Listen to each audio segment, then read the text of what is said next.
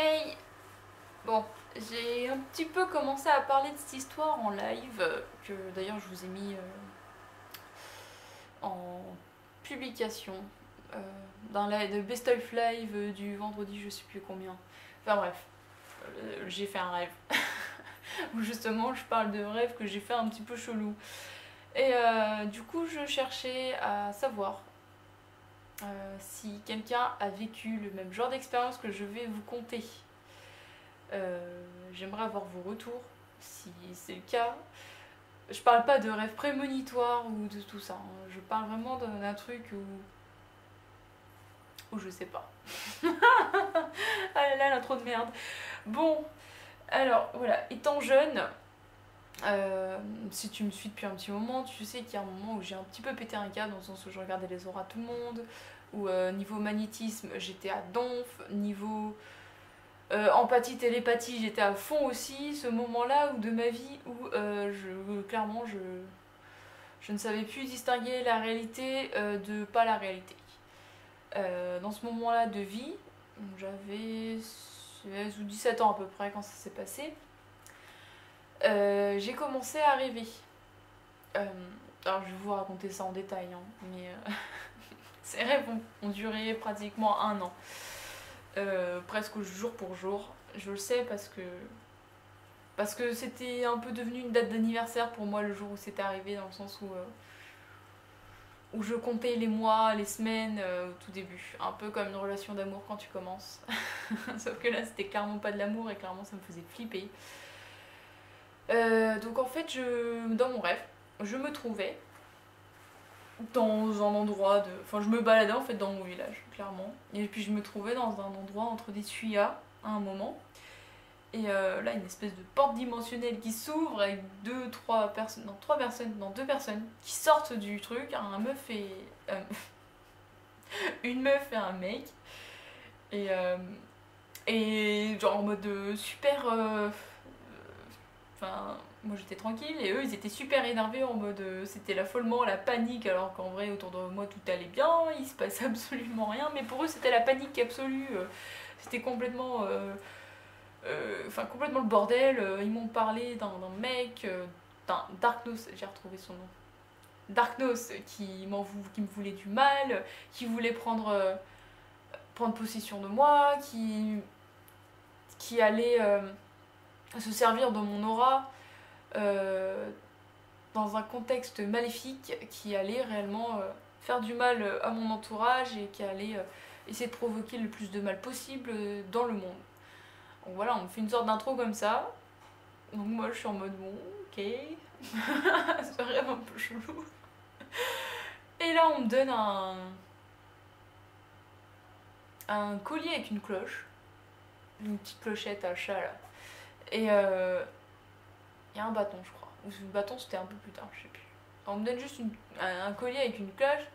Et on me dit en gros à chaque fois que tu t'endormiras, on entendra la cloche sonner, on viendra t'aider. Et puis genre je me réveille. Je me réveille et dans ma chambre il se trouve que ce petit bout de tissu avec une petite clochette en fait était sur mon bureau.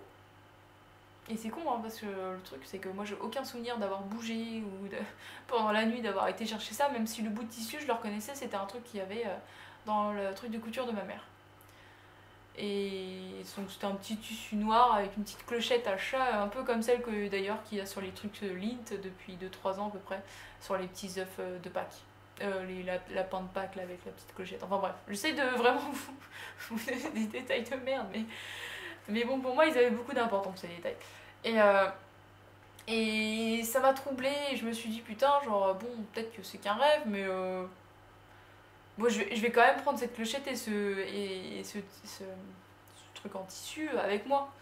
Et donc au début je les avais juste mis dans ma poche, je les avais pas mis autour du cou, parce que je trouve ça un peu chelou, mais du coup je les avais quand même gardés sur moi au cas où en me disant bon, bah peut-être. Peut-être que c'est un signe, je sais pas. En sachant que voilà, je pensais à beaucoup d'entités à ce moment-là, que j'étais un peu dans des délires où j'essayais de prendre contact avec des gens de l'au-delà. Mais je faisais pas de spiritisme à proprement dit, mais j'essayais de contacter des gens, notamment mon grand-père en fait à cette époque-là, qui était décédé depuis très peu. Et donc voilà, première nuit on va dire qui se passe, je passe ma journée de lycée, tout va bien. Deuxième nuit, bon bah je me rendors et là pareil, je recommence à me rebalader dans le même endroit plus ou moins, entre deux passages de maison, là où il y a des tuyas. Et là je me fais attaquer par des mecs chelous. Clairement, je sais pas ce qui se passe, je me rappelle juste que je me fais attaquer par deux mecs chelous, que là le portail qui se rouvre avec les deux mecs, non là il y a du coup ouais il y a deux mecs et la meuf, donc les deux de la veille en fait plus un autre mec, qui réapparaissent et qui essayent, enfin qui se battent contre les deux mecs chelous qui venaient de m'agresser. Moi je suis encore en mode je comprends rien ce qui se passe. C'est vraiment en mode bon, ok, ces rêves sont un peu chelous, mais tout va bien. Là j'étais encore, encore dans un esprit, ok, c'est un rêve. Enfin, il peut rien m'arriver, c'est qu'un rêve quoi. Et donc là, ils font fuir les deux mecs chelous, et puis ils commencent à m'expliquer un petit peu plus l'histoire, en mode, oui, bon bah voilà, t'as pas mis ta cloche autour de ton cou, on n'a pas pu savoir que tu te faisais attaquer, heureusement qu'on te surveille, je me fais un peu engueuler.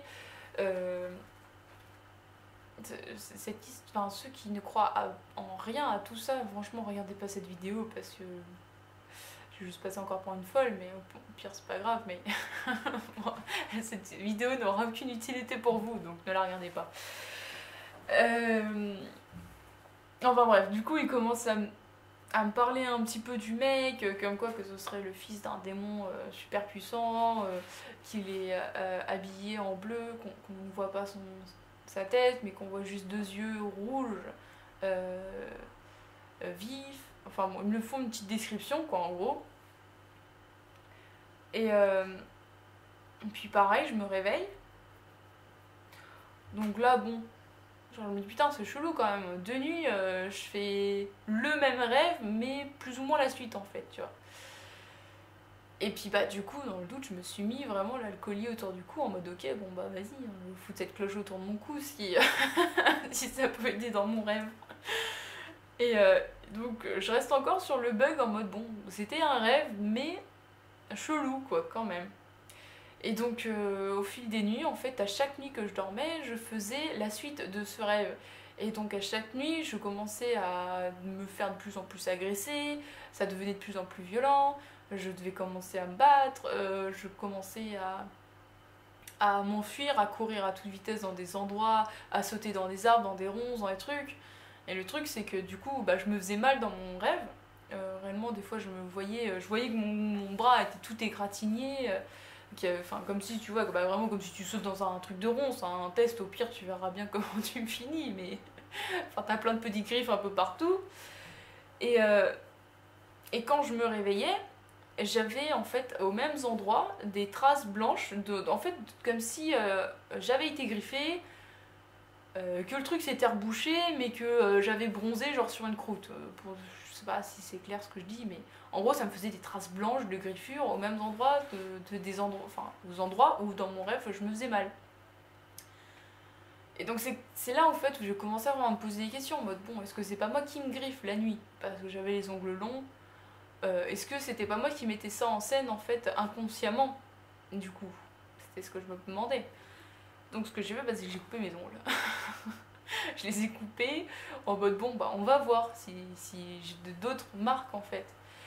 Et donc chaque nuit c'était toujours la suite de l'histoire. D'ailleurs c'est marrant, c'est que je la racontais tous les matins à ma meilleure amie à cette époque là, pratiquement tous les matins. Elle me demandait où est-ce que ça en était en gros cette histoire, et tous les matins je lui disais bon là voilà, je me suis battue contre machin avec cette meuf ou avec ce mec, je me rappelle même plus. Ils avaient chacun, je crois qu'il y avait une Sarah il me semble dans l'histoire. Et les deux autres mecs, je me souviens plus le nom. Si Gilles ou Kevin. Non, Gilles, ouais, non, Gilles et Kevin, ouais, c'est ça. En fait, si je me rappelle bien des noms. Et au fur et à mesure, je crois que c'est au bout de 2-3 semaines, il me donne un bâton en fait pour me défendre. Un bâton magique qui décuplerait mon énergie, mon aura, et qui m'aiderait à me défendre par l'énergie magnétique en fait. Donc au final je commence à rentrer dans le truc en mode ok bon bah j'ai pas le choix de me battre, il faut que j'apprenne à me défendre, donc je suivais des entraînements intensifs la nuit, des moments où on se faisait pas agresser par ces mecs chelous.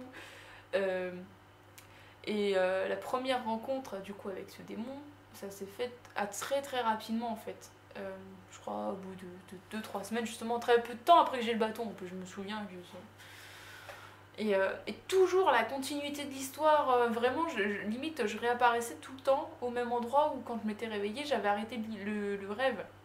C'est ça qui était quand même assez chiant dans le sens où c'était là où je savais pas si la limite enfin, j'arrivais pas à détecter la limite du rêve. Et j'ai regardé beaucoup sur internet, beaucoup plus tard du coup, parce que j'ai pas eu internet jeune, si tu me connais, tu le sais. J'ai jamais relaté d'histoire de ce type, donc c'est pour ça en fait je cherche un peu d'autres gens à qui potentiellement ça aurait pu arriver, savoir si en fait leur ressenti, en fait je cherche des témoignages, savoir si je suis la seule cinglée à qui ça s'est arrivé ou pas. Et donc bref, le jour où je l'ai rencontré, du coup ce fameux Darknos, il était terrible. Vraiment j'ai pas été très bien du tout parce que il s'est rien passé. Enfin concrètement il s'est rien passé, il m'a juste attrapé le bras. Mais, euh, mais en fait, cet échange dans mon rêve où il m'attrape le bras, je sens une énergie maléfique, je me sens pas bien et, et vraiment là je sens un truc néfaste, je sais pas l'expliquer, mais je me sens vraiment très très pas bien. Et d'ailleurs, quand je vous le raconte, j'ai encore des frissons, c'est un délire. Et genre, juste il m'attrape le bras à un moment où j'essaye de fuir avec les autres, d'ailleurs dans un passage dimensionnel, enfin bref. Et, euh, Et là, ils me disent de faire attention, qu'il faut absolument pas qu'il me touche, que s'il arrive à me toucher, il peut vraiment entrer en contact avec mon âme, et là, prendre une partie de mon âme et me posséder un peu, partiellement en fait. Donc il faut vraiment que je fasse attention. Et je sens que j'ai ressenti cette énergie maléfique dans mon bras, et je sens qu'il reste là un petit peu en moi en fait, cette énergie maléfique. Et je sens qu'en fait maintenant, je suis un peu liée à lui, malgré moi. Je sens que je le ressens, en fait, c'est ça le truc. Je le ressens lui. Euh, Il y a beaucoup de détails. Hein. et, et donc, du coup, bah, je continue de m'endormir, de faire ses rêves, en continu, toutes les nuits. À un moment que, en fait, j'avais peur d'aller dormir. Genre, vraiment, je m'empêchais de dormir en mode, ok, bon, bah là, c'est pas possible. J'ai pas envie qu'on prenne possession de mon corps. Je veux pas que cet être maléfique, il fasse quelque chose de mon corps. Vraiment, je commençais vraiment à être en panique totale, en mode ok, je peux plus dormir parce que dès que je ferme les yeux, j'arrive dans cette autre dimension où ce mec il essaie de s'emparer de moi et qu'il va faire du mal autour de moi s'il y arrive. Donc en mode de panique, réellement j'étais pas bien. J'ai commencé à devenir, déjà que j'étais assez insomniaque, mais j'ai commencé à être insomniaque dans le sens où je m'obligeais à ne plus dormir, je passais des nuits blanches, des nuits blanches, des nuits blanches, jusqu'à temps que mon corps n'en puisse plus et que j'étais obligée de dormir et de me retrouver encore dans ce rêve et être en panique parce que en fait à chaque fois j'avais l'impression qu'il arrivait de plus en plus à m'atteindre. Donc bon, je vous fais un truc très très très très accéléré hein, comme histoire, mais réellement, ça a duré pratiquement un an, à 4-5 jours près. Hein. Donc, ça a été très long pour moi, cette période de rêve chelou. Donc, est-ce que j'ai pas été dans une autre dimension? En fait, c'est ça la question. C'est est-ce que mon astral n'a pas été ailleurs? Et dans cet ailleurs où, oui, on aurait pu prendre possession de mon corps et qu'en fait, j'aurais pu me retrouver sous l'emprise d'un démon. Est-ce que c'est pas comme ça que ça se passe en fait la possession de base? Ouais, c'est ça la question. Est-ce que c'est comme ça que ça arrive du coup? Non, parce que vraiment, genre je me suis vraiment posé la question et je me la pose encore toujours, c'est pour ça. Et c'est très dur pour moi de publier cette vidéo parce que d'ailleurs c'est la seule personne avec qui j'en ai parlé, c'est ma mère. Et du coup cette meilleure amie. Quand j'en ai parlé avec ma mère, j'ai bien vu qu'elle ne comprenait rien de ce que je racontais, hein. Bon, j'écoute, mais je peux rien dire, je peux rien faire, ma fille est folle en fait, tu vois, genre. Mais après, là, ma mère, elle savait que j'étais dans le délire de magnétisme, j'étais dans un tas de délires, et elle savait que, voilà, moi j'étais déjà trop tard, c'était déjà trop tard pour essayer de me récupérer à ce niveau-là. Donc bah, elle écoutait mes expériences, mais sans comprendre et sans savoir si du coup, est-ce que c'était vrai, est-ce que c'était faux, est-ce que vraiment il m'arrivait ça. Mais quand je lui ai raconté, bah, je me suis mise à pleurer dans ses bras en mode maman, on me veut du mal. Genre, ah bon, on me veut du mal où? Bah dans mon rêve, genre on m'empêche de dormir parce qu'en fait dès que je dors, on essaie de prendre mon corps. Enfin bref. Et je lui disais, et en plus je me rappelle lui avoir dit j'ai pas envie qu'on vous fasse du mal. Enfin, vraiment ta fille, enfin franchement, mais heureusement que ma mère m'a pas foutu dans un centre psychiatrique derrière parce qu'elle aurait tellement pu avec cette histoire me foutre dans un asile. Ça aurait été facile. Hein. Je serais arrivée à l'asile, bon alors apparemment vous rêvez d'un démon? Oui oui. Ah oui oui, toutes les nuits. C'est la meuf qui dément zéro. Enfin bon. Du coup, tous ces rêves au bout d'un an se sont arrêtés quand j'ai réussi à tuer ce démon. Il m'a tué et à tuer pour de vrai. Hein. Je l'ai tué, je l'ai dézingue.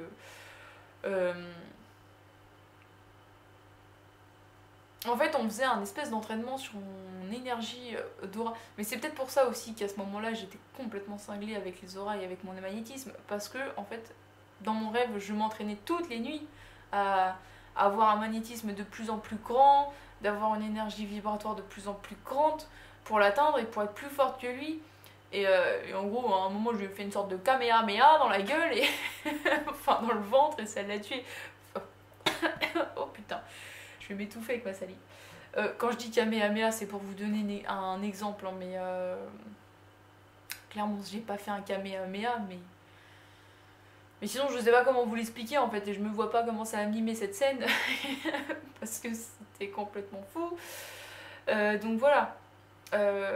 Est-ce que quelqu'un parmi vous, je sais pas, est-ce que quelqu'un a déjà fait des rêves en continu? Pas rêver tout le temps de la même scène, parce que rêver de la même scène, faire tout le temps le même rêve, ça oui, j'ai entendu beaucoup de témoignages de personnes qui font tout le temps le même rêve. J'ai lu aussi beaucoup de témoignages, donc c'est pas la question, c'est pas de savoir si vous avez fait le même rêve, c'est de savoir si vous avez fait un rêve en continu sur plusieurs nuits. Pas forcément aussi long, parce que c'est vrai, un an c'est beaucoup, mais est-ce que ça vous est arrivé? Est-ce que vous connaissez des gens possédés qui seraient capables de me dire, de savoir comment s'est passée leur possession? Genre par exemple, en fait je cherche des réponses, et c'est pas facile. Mais voilà, si vous pouvez m'aider, ce serait cool. La meuf qui est en galère. Cette histoire d'ailleurs, c'est ce que je disais du coup dans le live, j'ai beaucoup hésité à l'écrire en roman. Parce que clairement, j'aurais relaté tout ça, tous les faits, toutes les nuits, tous les matins, j'aurais relaté ça dans un carnet. J'aurais largement pu vous faire un roman, mais... Enfin, j'avais vraiment... Enfin, j'avais tout, quoi, j'avais... J'avais toute l'histoire qui était donnée sur un plateau, donc j'avais plus qu'à la réécrire, j'ai envie de dire. Maintenant, ça fait presque 10 ans que ça s'est passé, donc j'ai plus tous les souvenirs comme il faut, mais je suis sûre que... Je suis presque sûre, si je me concentre à la réécrire, si je me concentre, j'arriverai à retrouver tous les détails, mais j'avoue que comme elle m'a quand même assez bouleversée, traumatisée et dérangée cette histoire, bah j'ai pas non plus envie de me replonger dedans. Même si je le pourrais, j'ai pas envie. Là, dans cette vidéo, en faisant cette vidéo, je sais que là j'ai beaucoup de souvenirs qui me reviennent, mais c'est pareil, ça me... Là, je sens que intérieurement, je suis pas bien. Je le sens que genre j'atteins des limites de traumatisme. Clairement, la meuf, je vais me mettre à chialer pour rien devant la vidéo. Enfin bref, voilà, je sais pas quoi vous dire de plus. Essayez je sais pas si vous... En fait, oh là là, ça m'énerve de pas savoir quoi dire en fin de vidéo comme ça. Bref, salut, des bisous.